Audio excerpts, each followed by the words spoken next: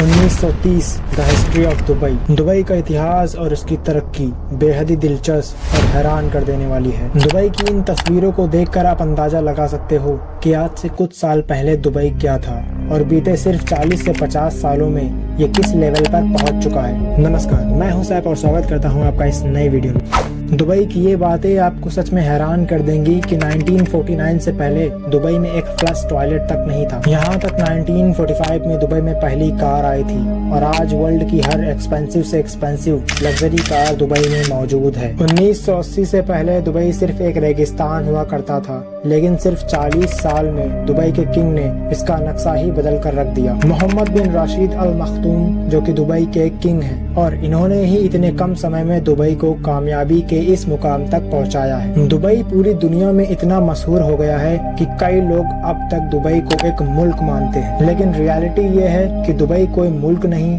बल्कि United Arab अमीरात का ही एक शहर है। दुबई दुनिया का तीसरा सबसे बड़ा टूरिज्म सिटी है, जहाँ पर दुनिया भर से लोग घूमने के लिए आते हैं। पूरी दुनिया से लोग दुबई में बुर्ज खलीफा को देखने के लिए आते हैं, लेकिन वहीं दुबई के शेख अब बुर्ज खलीफा को देख कर ऊब चुके हैं। इसलिए दुबई बुर्ज खलीफा से भी ज्यादा ऊंची इमारत बनाने जा रहा है, जिसका नाम है दुबई क्रिक टावर, और बताया जा रहा था कि ये 2021 तक बनकर कंप्लीट हो जाएगा, बट बिकॉज ऑफ कोविड-19 पैंडेमिक ये कंप्लीट नहीं हो सका and is scheduled to be completed in 2025। Dubai के पास दुनिया की सबसे ऊंची बिल्डिंग होने का रिकॉर्ड है, वहीं दुबई खुद ही अपना रिकॉर्ड तोड़ने जा रहा है। जहां बुर्ज खलीफा की ऊंचाई 800 मीटर है, वहीं दुबई क्रिक टावर की ऊंचाई तकरीबन 1300 मीटर होगी। दुबई के पास 1, 2 या 10 वर्ल्ड रिकॉर्ड नहीं बल्कि 330 से भी ज्यादा वर्ल्ड रिकॉर्ड मौजूद है। लोग हैरान हैं कि जिस दुबई के पास खुद का खाना नहीं, खुद का पानी नहीं, वो वर्ल्ड में इतनी तरक्की कैसे कर गया। दुबई दुनिया की सबसे बड़ी कंस्ट्रक्शन साइट है, जिसकी तरक्की की रफ्तार दुनिया में सबसे ज्यादा मानी जाती है। जबकि 1980 से पहले दुबई एक वीरान रेगिस्तान था,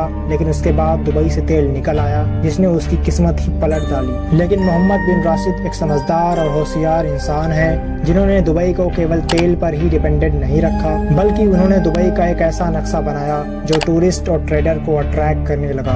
और आज दुबई केवल अपने तेल पर 5% डिपेंडेंट है। दुबई की इकोनॉमी का 95% हिस्सा ट्रेड और टूरिस्ट पर डिपेंड करता है, और आज दुबई दुनिया का सबसे बड़ा ट्रेडिंग हब बन चुका है। दुबई की कुल आबादी 33 लाख से भी ज्यादा है, जिसमें 15% लोग वहाँ के सिटीजन हैं और 85% लोग फॉरेनर हैं जो वहाँ पर काम करने के लिए आते हैं। 1990 में दुबई में सिर्फ एक ऊंची बिल्डिंग मौजूद थी, जिसका नाम दुबई वर्ल्ड ट्रेड सेंटर है, और आज दुबई में 900 से भी ज्यादा ऊंची बिल्डिंग मौजूद हैं। यहाँ तक दुबई की पुलिस भी कोई नॉर्मल कार यूज नहीं करती, बल्कि उन्हें सुपर कार्स दी गई हैं, जिसमें लैम्बोर्गिनी, फरारी, बुगाटी और ऑडी मौजूद हैं। पूरी दुनिया में केवल एक ही 7 स्टार होटल है जो कि दुबई में मौजूद है, जिसे पूरी दुनिया बुर्ज अल अरब के नाम से जानती है। मोहम्मद बिन राशिद चाहते थे कि दुबई में भी एक डिज्नीलैंड हो, जो कि अमेरिका में मौजूद डिज्नीलैंड से बड़ा और बेहतर हो, लेकिन डिज्नीलैंड ने मोहम्मद बिन राशिद की रिक्वेस्ट को रिजेक्ट कर दिया, जिसके बाद दुबई के किंग ने डिज्नीलैंड से भी कई गुना ज्यादा बेहतर इंडोर एडवेंचर पार्क खोल दिए, जिसमें से एक है IMG वर्ल्ड, जो कि इतना बड़ा है जिसमें एक साथ 20,000 लोग घूम सकते हैं।